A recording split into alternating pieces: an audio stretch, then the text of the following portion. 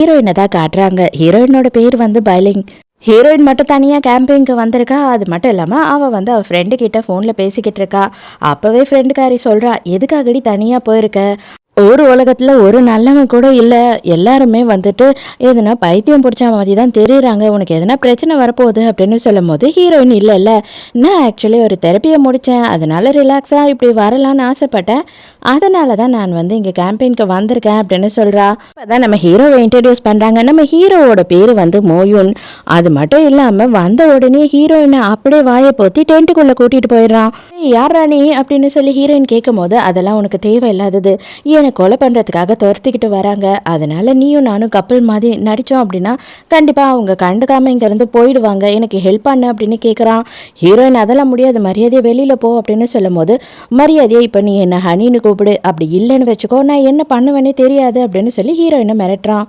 ஹீரோயினும் பயந்து போயிடா. பயந்துட்டு ஹனி ஹனி அப்படின்னு அவள் பாட்டுன்னு வாய் ஓயாமல் சொல்லிக்கிட்டே இருக்கா. அப்போ உடனே என்ன பண்ணுறான் அப்படின்னா, எல்லாரும் இங்கே வந்துட்டாங்க, அதனால என் கூட சேர்ந்து கோஆப்ரேட் பண்ணு அப்படின்னு சொல்லி ஹீரோயினை ஃபோர்ஸ் பண்ணி கிஸ் பண்ணுறான். அடே ஹனின்னு கூப்பிட்டா போய்ட்றேன் தானேடா சொன்னேன் அப்படின்னு சொல்லி கேட்குறா. இப்போதைக்கு என்னால் உடனே போக முடியாது அப்படின்னு சொல்லி ஹீரோயினை ஃபோர்ஸ் பண்ணி கிஸ் பண்ணிக்கிட்டு இருக்கான். அவன் நினைச்சா மாதிரி வந்துட்டு அந்த ஆளுங்கள்லாம் துரத்திட்டு வந்தவங்க பார்க்குறாங்க. பார்க்கும்போது ஒரு ஹஸ்பண்ட் அண்ட் ஒய்ஃப் ஒன்றா இருக்கா மாதிரி தோணுது.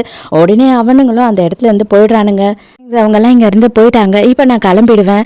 ஆனால் ஒன்று மட்டும் சொல்கிறேன், உண்மையாகவே நீ ஹனி ஹனின்னு சொல்லும் போது அப்படியே உன்னோட ஆள் மனசுலேருந்து சொல்கிற மாதிரி இருந்தது அப்படின்னு சொல்கிறா. உடனே இவ காண்டாயிர, மரியாதை இங்கேருந்து போடா அப்படின்னு சொல்கிறா. உனக்கு எந்த ஹெல்ப் வேணும்னாலும் எப்போனாலும் வந்து என்கிட்ட கேளு, நான் உனக்காக செய்வேன், ஏன்னா நீ என்னோட உயிரையே காப்பாற்றிருக்க அப்படின்னு சொல்கிறான். அவனோட மோதிரம் ஒன்றுத்தையும் இவ கையில் கொடுத்துட்டு, நீ வந்து டிராகன் சிட்டிக்கு வந்த அப்படின்னா எப்போனாலும் என்னை வந்து பாரு அப்படின்னு சொல்லிட்டு அங்கேருந்து கிளம்புறான். உடனே ஃப்ரெண்டுக்கு ஃபோன் பண்ணி எல்லாத்தையும் சொல்கிறா. அடியே நீ சொன்ன மாதிரி நடந்துடுச்சுடி, நீ சொன்ன அதே மாதிரி எவனோ ஒருத்தன் வந்து என்கிட்ட இந்த மாதிரி எல்லாம் பண்ணிட்டு போயிட்டான் அப்படின்னு எல்லாத்தையும் சொல்கிறா.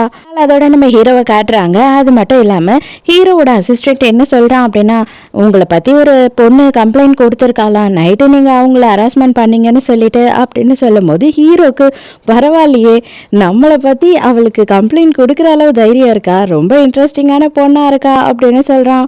அதுக்குள்ளேயே செக்ரட்டரியும் வந்து நம்ம ஹீரோயினை பற்றி எல்லா விஷயத்தையும் கலெக்ட் பண்ணி எடுத்துகிட்டு வந்து சொல்கிறான். அவங்களோட ஃபேமிலியே வந்து ரொம்ப மோசமான நிலமையில தான் இருக்குது.